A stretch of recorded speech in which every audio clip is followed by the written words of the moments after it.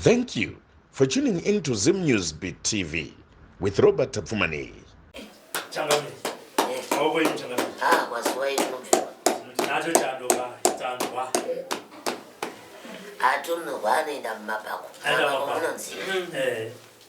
Unaenda kunenzera mapako kana uchinge watunurwa zvanaka. Nawo mama vawe amsiye.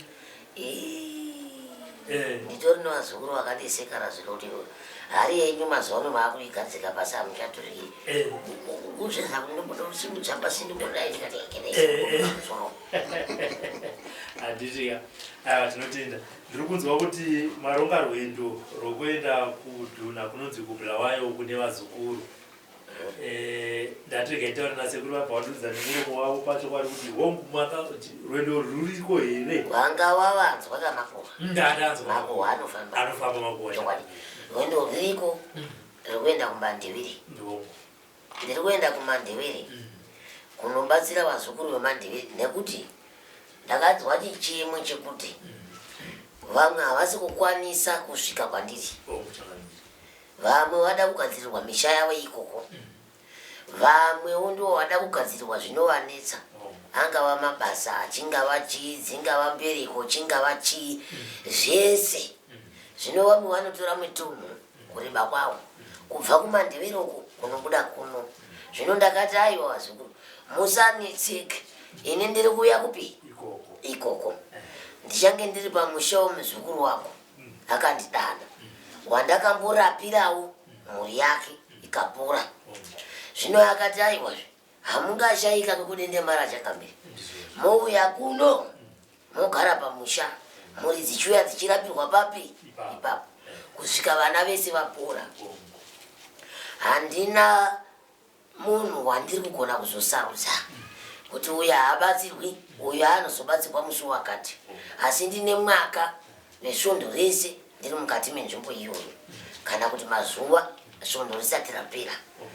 Asi vazukuru vese vanondida nevanondiziva ngavandimirire kuMandebele mwedzi waNyamavhuvhu, ndo kwandinenge ndiriko ndichibatsira muzukuru wese.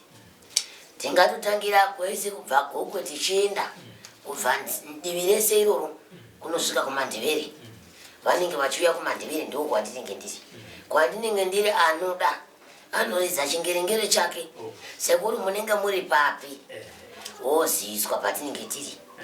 Nguva tinayo ndeyavo vazukuru ndichivabatsira mwedzi waNyamavhuvhu, mwedzi watiri kupinda uno kana uchinge wadarika.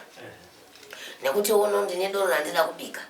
Ndikapedza ndiri kuenda ikoko ndonovagarira vazukuru ndichibatsira. Asara vane misana yakafawo, vakaroiwa, vanoda kurutsiswa, nevamwe vasingaroorwi nevasingaroori, nevamwe vane misha yanetsa nezvikwambo, misha yanetsa nekupomana uroyi. Ndiripo mukuenzanisa. Saka ndiri kutaura ndiri maenzanisi. Mwedzi iwo watiri kupindawo ndinenge ndiri ikoko. Ndichibva ikoko ndichavaudza kuti ndiri kuenda kupi. Pane mubvunzo unogara uchizobvunzwa nevazukuru sezvo maona mukana wekuenda ikoko kudivi irori mubva mavajekesa. Vamwe vanozobvunza kuti sekuru ava zvino zvavari kuuya kuno vanorombesa here nekuti tanzwa nenhamo isu toda mari nekuchimbi nekukurumidza. Handide munhu anotaura kurombesa nekuti handirombesi. Ndinogara ndichitaura ndichikuma zuva nezuva. Usauye kwandiri uchitsvaka kuromba. Uya kwandiri uchitaura kuti sekuru zvinhu zvakandiomera. Ndokugadzirira mishonga yakanaka isingazopfuke mangwana. Ndozvandinoda vanhu vanoromba kwandiri wasauyawo. kuMandebele ndiri kuendera vanhu vatambura neupenyu, vasingade kuromba, varida kuita maenzanisi mukati memusha, varida kugadzirirwa midzimu yekwavo, varida kugadziriswa nyaya dzengozi, varida kugadzirisirwa zvavakabata nemaoko avo kuti vachenesirwe. Handisi kunorombesa vanhu nekuti mushonga wekurombesa ina handiuzivi pachangu. Handingati ndine beshi Robert rekugadzira misha yevanhu vari kutambura nekuromba, ini ndoti ndokurombesa ndozviwana pai. Basa rangu ndiri kunochenura nekunogadzirisa zviri kunetsa nemisha yanetsa. Asi hatizokanganwa vanoenda kumashirika vanhu nekuti ndiwo ushauri wavo. Tiri kuuyako. Mishonga yacho yamunopa vanhu ine mhiko here? kuitira kuti vamwe vanogona kuzobatiso chenu vagotanga kunyepera vazukuru. Handina mushonga wandinopa une mhiko. Mhaka ukanga ndakupa mushonga une mhiko wakutoziva kuti waromba. Ndinogarazve ndichidzoka ndichitaura kwezvekuno vazukuru.